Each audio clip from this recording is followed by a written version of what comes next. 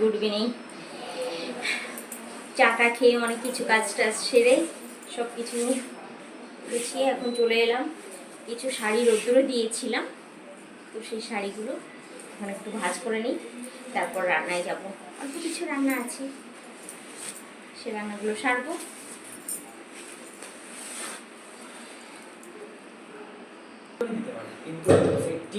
তো গাইস, হয়ে গেছে আমার শাড়ি ব্লাউজ ভাঁজ করা। এখন চলে যাব আলমারিতে রাখবো, রেখে চলে যাবো রান্নায়। কি রান্না করব আজকে দেখাবো না, তবে আজকের মতো ব্লগটা এখানেই শেষ করছি। টাটা।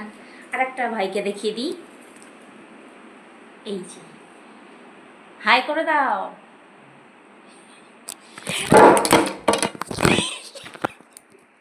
আরেকজনকে দেখ, এ দেখো আমার মামিমা, কিন্তু